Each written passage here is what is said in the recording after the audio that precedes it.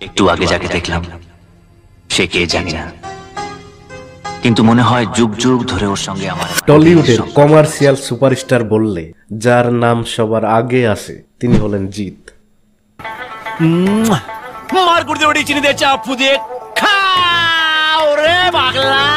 22 বছর আগে বাংলার দর্শকরা যখন তাদের পুরনো সুপারস্টারদেরই রিপিটেডলি দেখে কিছুটা একঘেয়েমি ফিল করছিল, ঠিক তখনই নতুন মুখ নতুন ট্যালেন্ট নিয়ে টলিউড ইন্ডাস্ট্রিতে আগমন হয় জিতের। রাহুল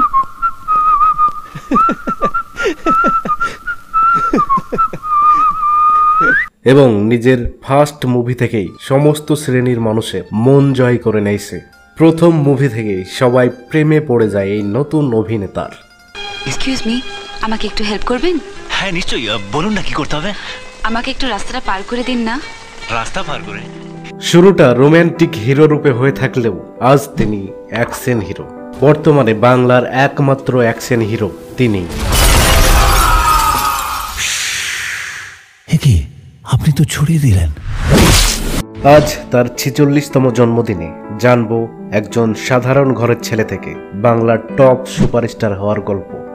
জানবো তার সাকসেসের পেছনের রহস্য এবং ডাউনফলের কারণ। मतलब वो टाइप का स्टाइल नहीं है कि मैं ये करूंगा वो नहीं करूंगा। He is very very clean type. अभी भी प्रोसेस में हूँ, स्टार बनने के प्रोसेस में।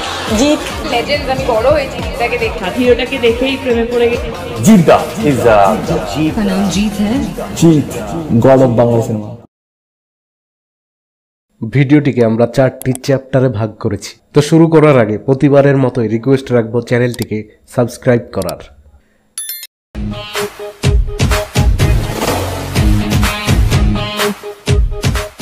জিতের জন্ম হয় কলকাতার কালীঘাটে এক অবাঙালি পরিবারে 30 নভেম্বর 1978 সালে। জিতের পুরো নাম জিতেন্দ্র মাদনানি। বাবার নাম মিঠু দাস মাদনানি, মায়ের নাম সারদা দেবী মাদনানি। কলকাতার বিইএসসি কলেজ থেকে সে গ্র্যাজুয়েশন কমপ্লিট করে। ছোটবেলা থেকেই জিতের ঝোঁক ছিল অভিনয়ের প্রতি। আয়নার সামনে দাঁড়িয়ে অধিকাংশ সময় কাটিয়ে দিতেন বিভিন্ন মুভির ডায়লগ নকল করে। ছেলেবেলা থেকেই ইচ্ছা ছিল মুভি স্টার হওয়ার। তারকা হওয়ার এই স্বপ্নই তাকে এনেছিল মডেলিংয়ে। প্রথম দিকে সে নবাব গেঞ্জি সহ বিভিন্ন পত্রিকায় মডেলিংয়ের কাজ করত। অভিনয়ের আগ্রহ থেকে মডেলিং এবং পরে অভিনয় শেখার জন্য ক্লাস করতে শুরু করে জিৎ। এই ক্লাসের সূত্রেই এক সিরিয়াল নির্মাতার নজরে পড়েছে এবং 1994 সালে 20 বৃক্ষ এবং জন্মভূমি নামের 2টি সিরিয়ালে অভিনয় করার সুযোগ পাইছে।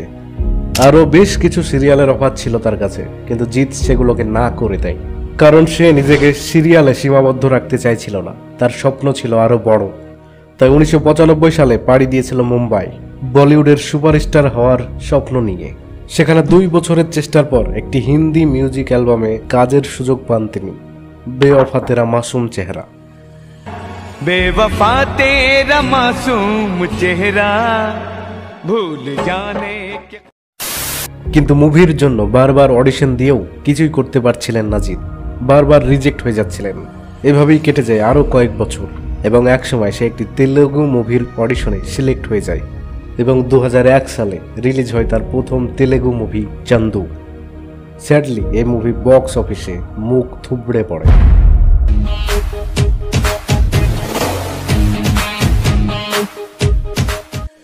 সালটা ছিল 2002। উইকেন্ডে সবাই পরিবার ও বন্ধুদের সঙ্গে সিনেমা দেখতে ভিড় করছিল সিনেমা হলে, কিন্তু সিনেমা হলের বাইরে মুভির পোস্টার দেখে সবাই কেমন নিরাশ হয়ে পড়ল, কারণ পোস্টারে ছবি রয়েছে অচেনা নতুন নায়ক ও নতুন নায়িকার। তাদের পরিচিত সুপারস্টার প্রসেনজিৎ, তাপস পাল কিংবা মিঠুন কেউই ছিল না সেই পোস্টারে। সবাই এক প্রকার হতাশ হয়েই মুভি দেখতে ঢুকে, কিন্তু মুভি দেখার পর সবার হতাশা খুশিতে রূপান্তরিত হয়ে যায়। তুই তুই তোর ভুলটা ভাঙিয়ে দিতে পারিস। সেটাই তো চাই মা, কিন্তু সাহস হয় না। ও যদি আবার আমাকে ভুল বোঝে। সাথী নামের এই মুভিটি মানুষের মনে গেঁথে যায়। নতুন অভিনেতার অভিনয়ে সবাই মুগ্ধ হয়ে যায়।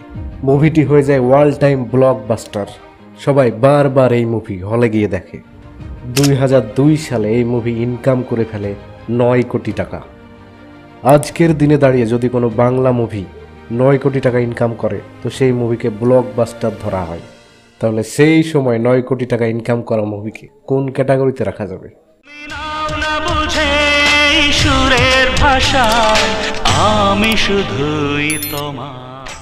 সাথী মুভি জিতকে সুপারস্টার বানিয়ে দেয়, কিন্তু এই সাথী মুভির জন্য প্রথম চয়েস ছিল প্রসেনজিৎ।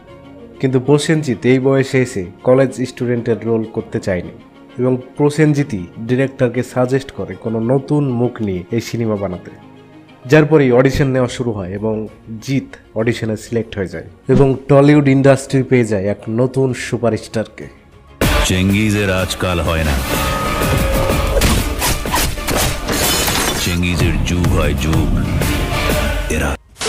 প্রথম মুভি থেকেই জিৎ সুপারস্টার হয়ে যায়। প্রথম থেকেই তার অভিনয় ও ইউনিক স্টাইল ছিল বড় বড় সুপারস্টারদের মতো।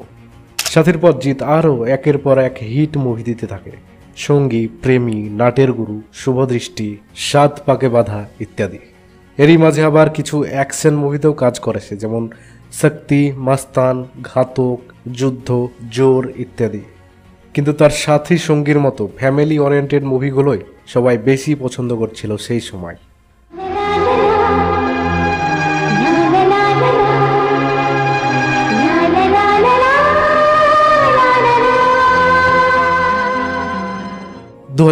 সাল পর্যন্ত জিৎ ফ্যামিলি ওরিয়েন্টেড মুভি বেশি করে গিয়েছে, কিন্তু 2010 থেকে জিৎ পুরোপুরি শিফট করে গিয়েছে অ্যাকশনে।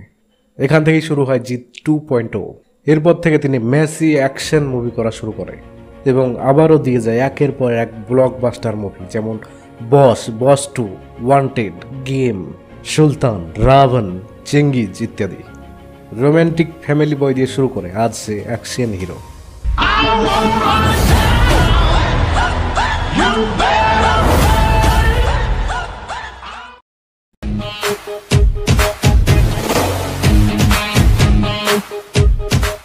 দীর্ঘ 2 দশকের কেরিয়ারে জিৎ জুটি বেঁধেছে বহু নায়িকার সঙ্গে, যার মধ্যে ফেমাস জিৎ স্বস্তিকা জুটি, জিৎ কোয়েল জুটি, জিৎ নুসরাত জুটি।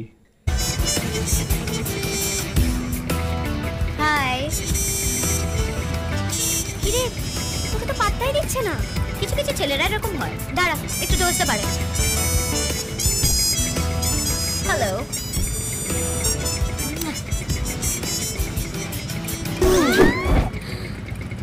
এ বাবা, রাস্তায় দাঁড়িয়ে তোকে ইনসাল্ট করলো।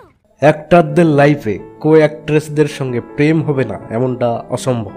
জিতও মাস্তান মুভির শুটিংয়ের সময় স্বস্তিকার সঙ্গে রিলেশনে জড়িয়ে পড়ে। তারা দীর্ঘদিন একে অপরকে ডেট করে, কিন্তু তাদের এই রিলেশন বিয়ের মণ্ডপ পর্যন্ত পৌঁছায় না।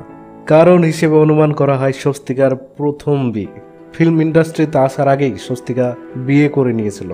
বিয়ের 2 বছরের মাথায় অবশ্য ডিভোর্সও হয় তাদের। এরই মধ্যে এক মেয়ে সন্তানের মাও হন তিনি। জিৎ স্বস্তিকা একসঙ্গে অনেক মুভিতেই কাজ করে, ক্রান্তি, সাথীহারা, প্রিয়তমা, কৃষ্ণকান্তের উইল ইত্যাদি।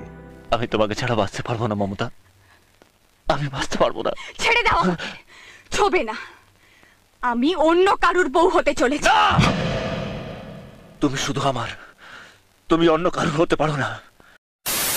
জিৎ 2011 সালে মোহনা রত্নালীকে বিয়ে করে নেয়। মোহনা রত্নালী লখনউয়ের একজন স্কুল টিচার। বর্তমানে তারা 2টি সন্তানের প্যারেন্ট।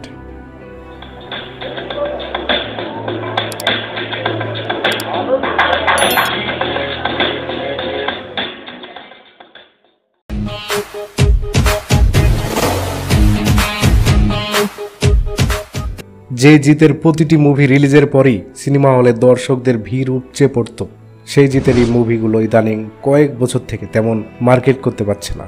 সেগুলো ফ্লপ না হলে বিলো অ্যাভারেজ হয়ে থাকছে।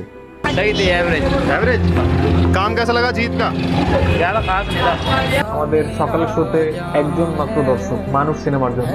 সময়টা ভালো যাচ্ছে না টলিউড সুপারস্টার জিতের। গেল কয়েক বছরে তিনি যে সিনেমায় করছেন বক্স অফিসে মুখ থুবড়ে পড়ছে।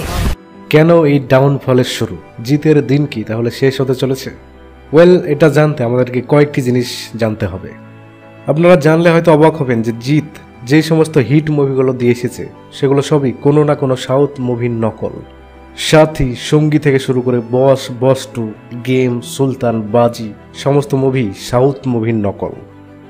আগে মানুষজন এই সমস্ত রিমেক মুভিগুলোর অরিজিনাল মুভির সাথে পরিচিত ছিল না, যার ফলে কোনো সমস্যা ছিল না। কিন্তু এখন প্রতিটা মানুষের হাতে হাতে ইন্টারনেট, যার ফলে সবাই আগে থেকেই ইউটিউব কিংবা অন্যান্য জায়গা থেকে অরিজিনাল মুভিগুলো দেখে নিচ্ছে, যার ফলে একই স্টোরিকে আবার টাকা খরচ করে হলে গিয়ে দেখতে চাইছে না তারা। আর জিতের যে অডিয়েন্স সেটা এখন শিফট হয়ে যাচ্ছে বলিউড এবং সাউথ মুভির দিকে। জিতের অডিয়েন্সটা হলো ইয়াং জেনারেশন। জিত যে ধরনের মাসি অ্যাকশন মুভি বানাচ্ছে, সেই ধরনের মাসি অ্যাকশন মুভি বলিউড এবং সাউথ আরও অনেক গুণ বেশি গ্র্যান্ড স্কেলে বানাচ্ছে, আরও বড় স্টার দিয়ে।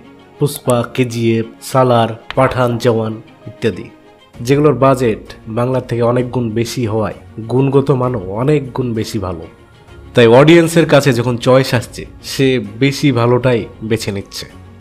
আর বর্তমানে বাংলার যে অডিয়েন্সটা রয়েছে সেটা হচ্ছে ফ্যামিলি অডিয়েন্স, যে কারণে ফ্যামিলি ওরিয়েন্টেড যেসব মুভি বাংলায় আসছে সেগুলো আজও হাউসফুল যাচ্ছে। কিন্তু জিত যেই ক্যাটাগরির মুভি বানায় সেটা কোনোদিনই ফ্যামিলিকে টানতে পারবে না। এই জিনিসটা দেব অনেক আগেই বুঝে গিয়েছিল, যার ফলে সে নিজেকে অনেক আগেই শিফট করে নিয়েছে, যার ফলে সে আজ একটা হিউজ ফ্যামিলি অডিয়েন্স গ্র্যাব করে নিয়েছে। আর সর্বোপরি যেটা সবচাইতে ইম্পর্টেন্ট সেটা হচ্ছে কন্টেন্ট। মানুষ এখন কন্টেন্টকেই বেশি প্রেফার করছে। শুধু স্টারকে দেখেই মুভি দেখতে যাওয়া এখন কমে গিয়েছে। এখন মুভির কন্টেন্টই মেন স্টার, যার ফলে বহুরূপী ও রক্তবীজের মতো মুভি কোনো বড় স্টার না থাকা সত্ত্বেও ব্লকবাস্টার হয়ে গিয়েছে। তবে এমন নয় যে জিতের মুভিতে কন্টেন্ট থাকে না, কিন্তু ওই যে আগেই বললাম, জিতের মুভিগুলো হয়ে যাচ্ছিল কোনো মুভির রিমেক। কোনো নকল না করে অরিজিনাল যদি ভালো কন্টেন্ট প্রোভাইড করা যায় তো মুভি বক্স অফিসে ভালো ব্যবসা করবে। তার প্রমাণ রাবণ ও চেঙ্গিজ। রাবণরা মরে না, সেটা জেনেও প্রতি বছর তাদেরকে পোড়ানো হয়, তবুও রাবণ মরে না।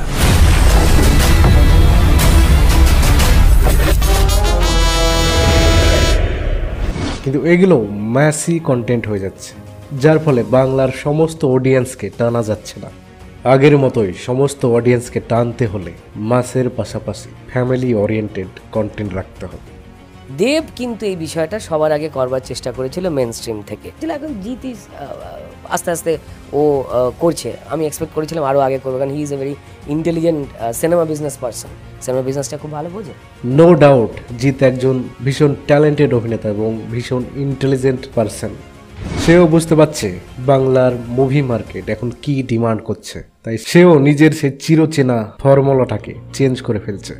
জিতই কিন্তু বাংলাকে প্রথম প্যান ইন্ডিয়া লেভেলে নিয়ে যায় এবং বর্তমানে সে খাকি 2 ওয়েব সিরিজের উপর কাজ করছে, যেটাও রিলিজ হবে ওটিটিতে প্যান ইন্ডিয়া লেভেলে।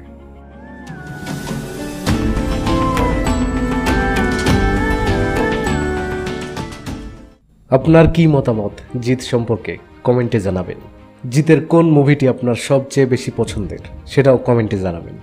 আর চ্যানেলে নতুন হলে অবশ্যই সাবস্ক্রাইব করে নোটিফিকেশন অন করে দিবেন।